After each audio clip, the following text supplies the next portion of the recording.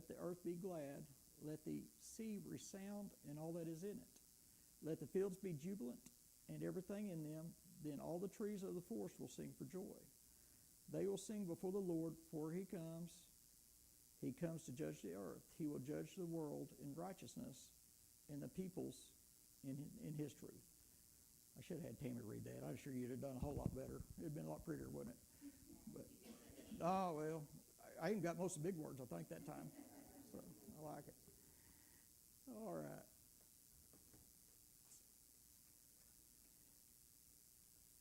So verses 1 through 6.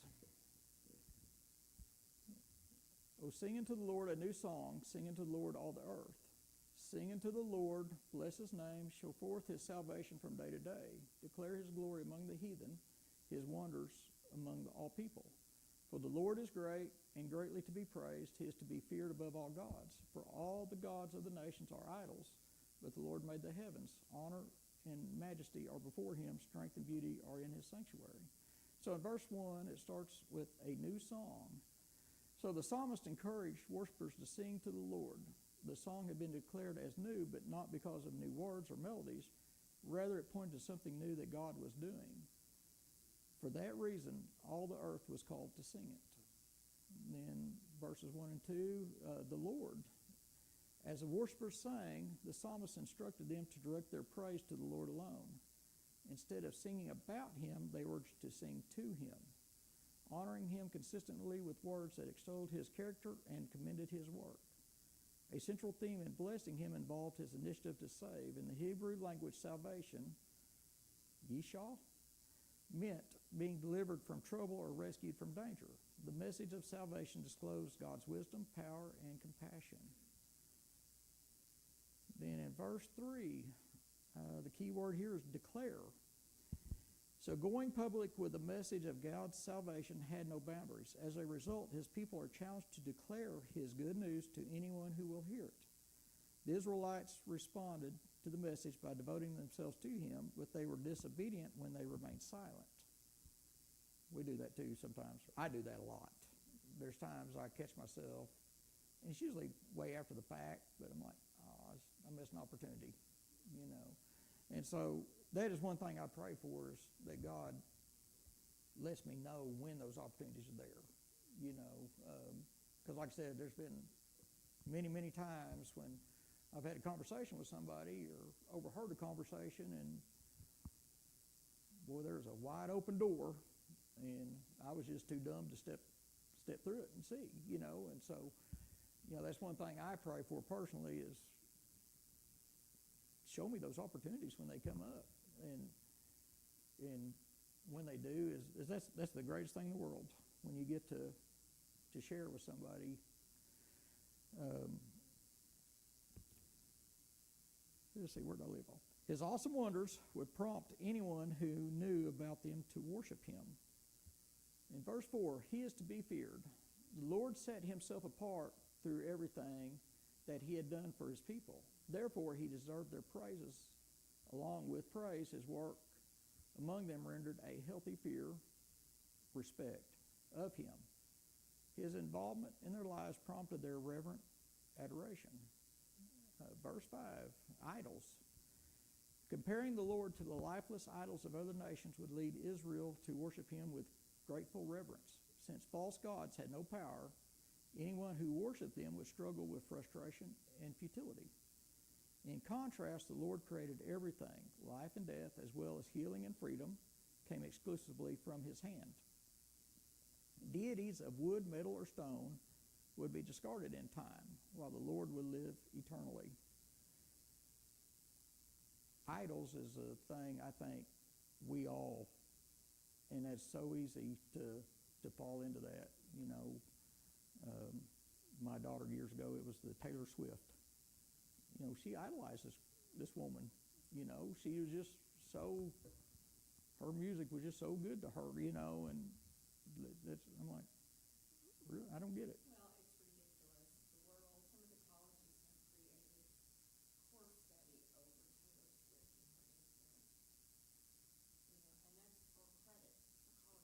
I think they're doing it at Northeastern now. I think I read a deal in the newspaper a few months ago where they've got a course, and I assumed the course was about her business skills, marketing. I think it's probably a humanities course. Sometimes she influenced society. I'm just guessing. Now, when I was growing up, it was the Michael Jordans and,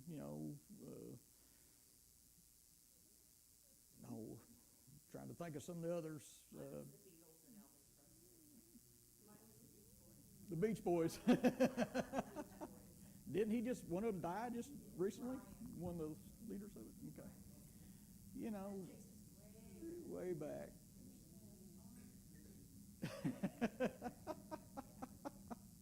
So I think that is something we have to be we have to protect ourselves with as the idol worship, and that's a hard, that's one that Satan uses all the time. You can't, from your Facebook and telephones to internet to television, there's something out there wanting you to idolize a person or product or whatever. It can be pride. Yes. And something the Lord convicted me about the last couple of years is motive. Why do I say this? Why did I do that? Is it to edify myself or to enrich His kingdom? Why did I put that on Facebook? Or why did I? A lot of times for me, I try to look at my motives. There's a song, Shout to the Lord, and it says, every blessing, no, what's it around? This is one of it says, every blessing you pour out, I will turn back to praise. And so I think the whole thing was in motive. God doesn't mind you having a new car or having a great job as long as you use that in the right context and it brings glory to Him. Mm-hmm. Yep. Yep. And I have memorized pray without ceasing and praise without ceasing.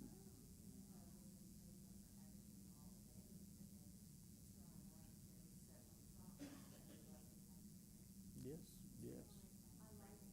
That's really good. And that praise thing, when people you're around and you see where they're at, it's a perspective.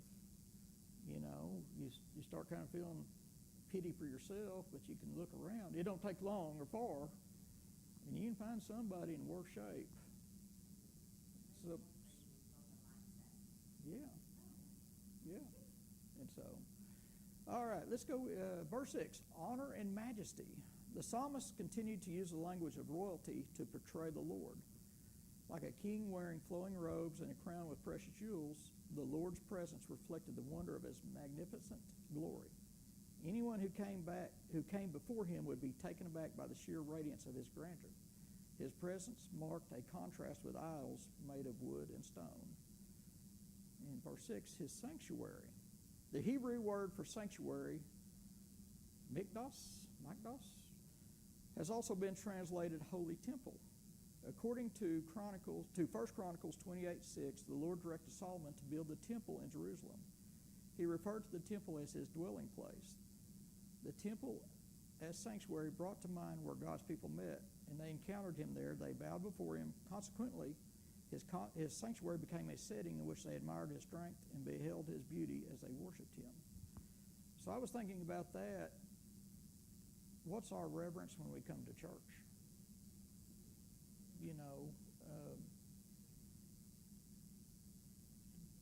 What mindset should we have coming to church? It's 9:30. I better hurry up and get around and get there. Is it marking a box? Hey, I went to church this week, or is it an excited?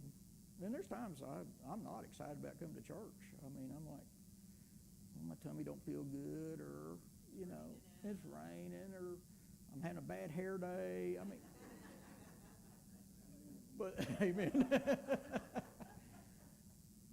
But that is something too that I have to pray about, is when I wake up on the Sunday mornings and I'm like, I've got to go because Christy's got to teach every Sunday morning, so I know she's got to go, and if I skip, then she's going to have to answer, where's Brian at? But I start praying right then of, okay, get me in that right spirit. Get me, that reverence of being able to get and worship. I think those of us, older that, I was talking to Nina about the book today, and she has got her hands full, taking care of her mom and everything. But those of us that are retired, it's easier, I think. Well, we don't feel as good as people that are younger, but I think for us, I don't teach school anymore, so, we do have more time Yeah. to prepare and that kind of thing than you guys that are still working. If Christy would just get a second job, I could quit. I don't think that would go over very She doesn't do anything all night except sleep. She could go pick up something else. She's just being hateful. I know. That usually gets me in trouble. No. All right, so verse 10 through 13. Say among the heathen that the Lord reigneth, the world also shall be established, that it shall not be moved. He shall judge the people righteously. Let the heavens rejoice, and let the earth be glad. Let the sea roar, and the fullness thereof. Let the field be joyful, and all that is therein. Then shall all the trees of the wood rejoice before the Lord, for he cometh to judge the earth. He shall judge the world with righteousness, and the people with his truth. Did I skip some verses? I did. I skipped like the whole middle section of that. I'm sorry, guys. Let's go back. Tammy, you're supposed to catch me on that. Okay. She's over there smiling. She's like, yeah, he messed up. All right, let's go back to verse 7. Sorry, guys. Give unto the Lord all ye kindreds of the people. Give unto the Lord glory and strength. Give unto the Lord the glory due unto his name. Bring an offering and come into his courts. O worship the Lord in the beauty of holiness. Fear before him all the earth. So verses 7 and 8. So the key word here was give.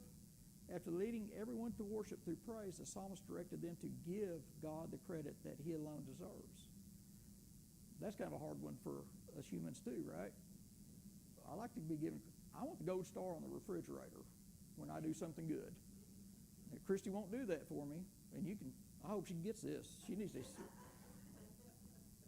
But we want credit. When we do something good or nice for somebody, it's hard to give praise to God when we want, well, God didn't do that, I did, but that's not where we're at, right? In the context of worship, the Hebrew word hayhab, implied recognizing the attributes of the Lord that set him apart. The psalmist's reference to kindreds echoed God's promise to Abraham generations earlier. He told Abraham that through his family, all the people of the world would be blessed. Then our next key words are glory and strength. Worshippers were instructed to give the Lord the credit he deserved for his intimate yet majestic presence among them. When they came before him in worship, they would be wise to acknowledge his character traits related to his glory and lead people to glorify him further. The psalmist also highlighted the Lord's limitless strength. Mature believers would recognize him for his absolute power. He deserved to be worshipped because he revealed himself to them as an enduring stronghold of faithfulness who never failed. Verse 8, bring an offering.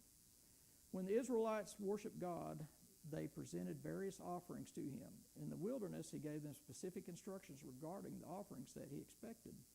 Those expectations carried over to the promised land. Centuries later, Jesus offered himself as the ultimate sacrifice once and for all. Paul also challenged believers to offer themselves to God as a living sacrifice. So on that part, and there again, my thoughts were, I'm so glad that we don't have to go through the rituals they did before Jesus Christ. We've studied that in this class in the Old Testament, and there's a whole lot of steps and hoops to jump through to worship God, right? And so, thankfully, we got Jesus in between us now to have done that for us. Verse 8, come into his courts. Into the temple meant going through one of its gates. After worshipers made their way through the gate, they entered one of the courtyard areas. Each of the courts was a designated gathering place for a specific group of worshipers. For instance, women gathered at the court appointed for them, and men gathered at the court assigned to them. God called his people to worship him as they came into the courts. Entering properly meant giving serious attention to the priority of worshiping the Creator and King. That kind of goes back to the statement of how do we come into church?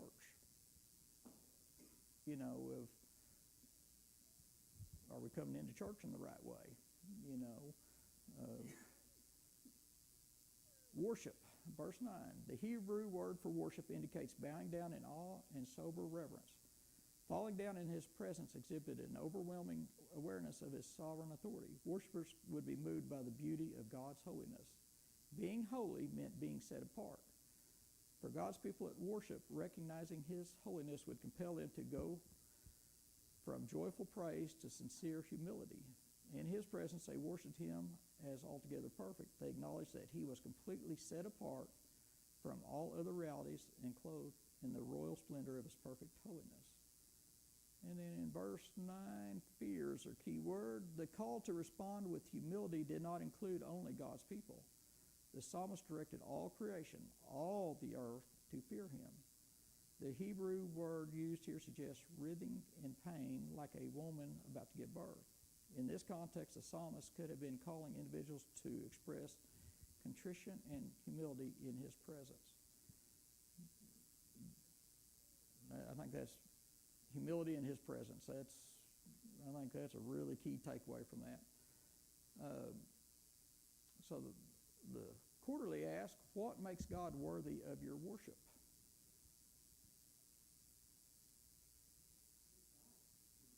He's God. Yeah, everything. Whether we give our tithe or we sing or we do anything, we talk about we need to love the Lord more. Those things that we do are just a reflection of thankfulness. Sometimes when we say we need to love more we need to love God more. For me, if I look around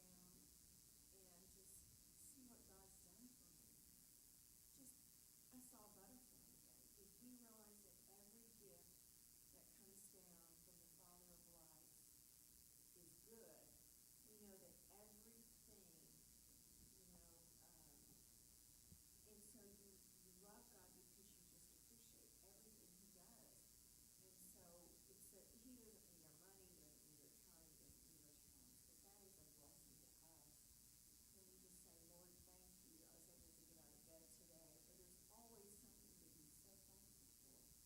And when we realize he gives us those things, Yes. he does that. It's just not a freak thing. He does those things. Then it's easy to love him. It's Yep. easy to worship.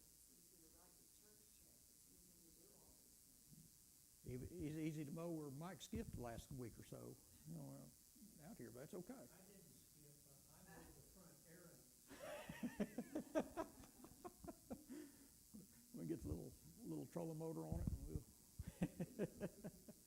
But yes, like this morning we pulled out of the drive and a fawn was out in the road, and this time of year that Christy is on deer lookout. I mean, she wants to see all the little baby fawns.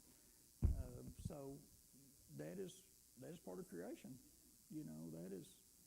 That is something that we're thankful to get to see and be a part of. She's got the little hummingbird feeder by the kitchen window, and she just gets so excited when little hummingbirds are over there fighting. They're rough, aren't they? They're mean. They're mean. They are. All right, now we're going to go to where I went to a while ago. So verse 10 through 13. So the key word here is established in verse 10. God's people have been called to speak up about his presence in the world. Every nation on earth need to hear the message about God's everlasting reign over all creation. Because he is king, the entire world is secure and established. Of course, circumstances in the lives of his people would make them wonder about the stability of the world, but they could rest assured that it would never fall apart under God's care.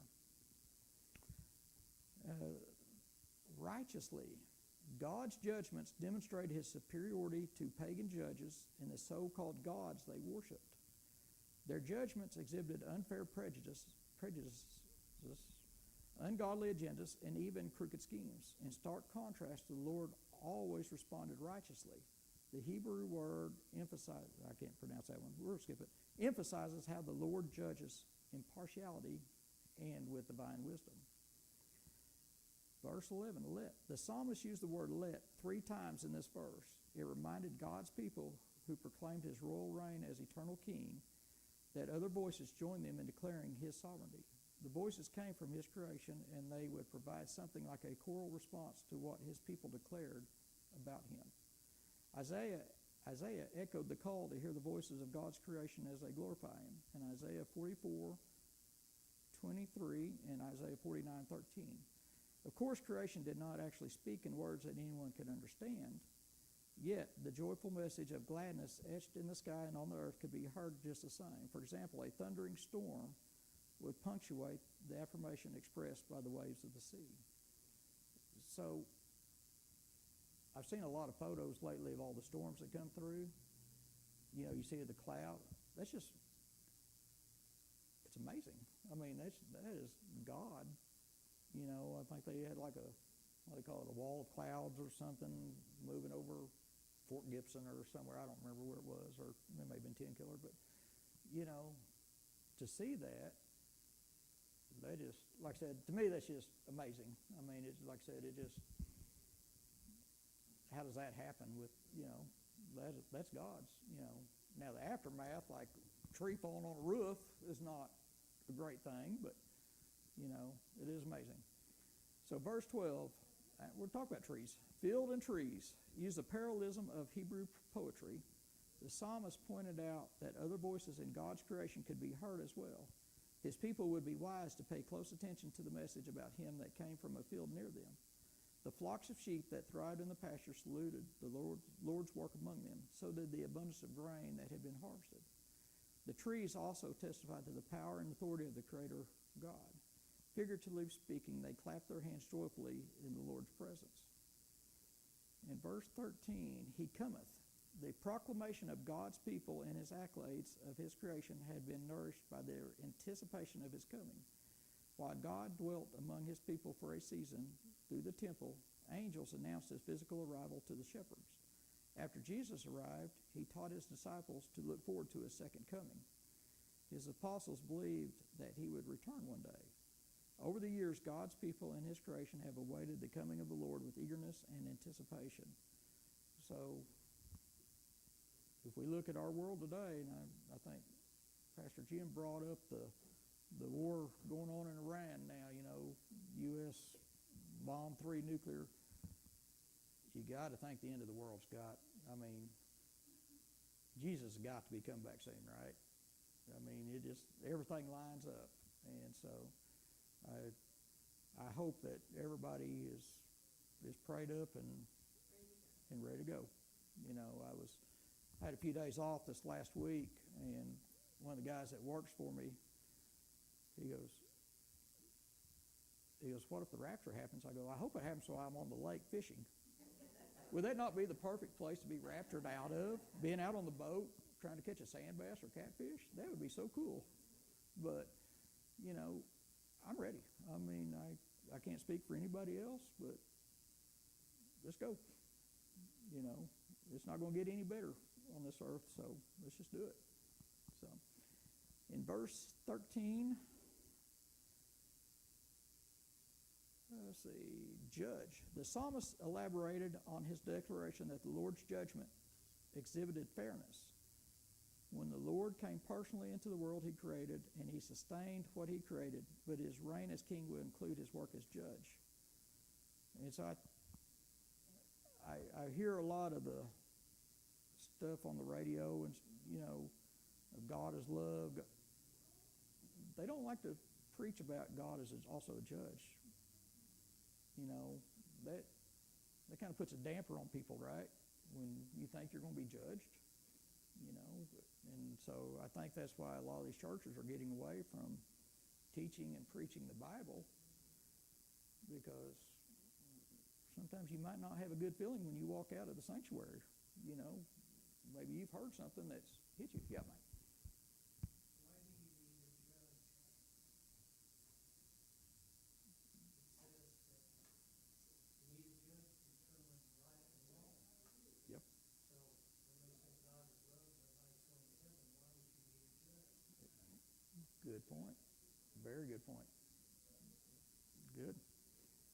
In the book of Romans, when I read about the trees and waiting for his coming, it says Paul says like this: all creation groans for him, his return, and things to be set back right. Mm-hmm. Through the fall. Yeah. And like I said, I just hope everybody here is prayed up and ready. You know, and like I said, I got to where I don't even like to watch the news. I mean, used to, I was pretty much a news junkie. If I wasn't watching it on TV, I'd be in the truck all day listening to the talk radio stuff, and I found my whole demeanor was shot. You know, you go to bed at night and you're laying there thinking all, you know. Well, and some are biased, and so Oh, you get that's, that impulse, you get that. yes. Find some that it's not. Yes, yes. And that's hard to find a news station that just tells you the news, that doesn't give their side of it. Yes. Last week we talked about medication to put on in all circumstances. So when you watch the news, just say, oh, this fits right in. Because God said this is going to happen. And it's going that way because in the days we're doing it in the days of Noah. Yeah. So when you watch the news, you just say, oh, it's getting worse and worse and worse. So I'm ready to go. It's got to be close to the days of Noah, right? I mean, can it get much worse? Maybe it can, but I can't imagine that, you know. I'm thinking it's dark, it's going by any day now. Yes, yes. We pray for the lost. Yeah. Holy Spirit, but that passage that says with that your redemption draws nigh, it's exciting. You know, that's when we'll really be home. Yes, yes. That was it, guys. Well, the quarterly did good this time, didn't it? Because I sure couldn't come up with anything better. So, anybody got anything to add to this? All good? I found a deal. I've got a app. That's what they call it. And it gave me a chapter summary. So I was going to read through it real quick on our closing out. The psalmist calls on all people of the entire world to give proper worship to God. Because of his divine nature and the miracles he has done, the Lord deserves to be praised. Other so-called gods are nothing. Those who worship the Lord should celebrate his holiness, power, and judgment. One day the Lord will return and rule the entire earth in perfect justice. So I thought that was a pretty good, just Psalms 96 summary. So, Mike, would you like to close us in prayer, sir?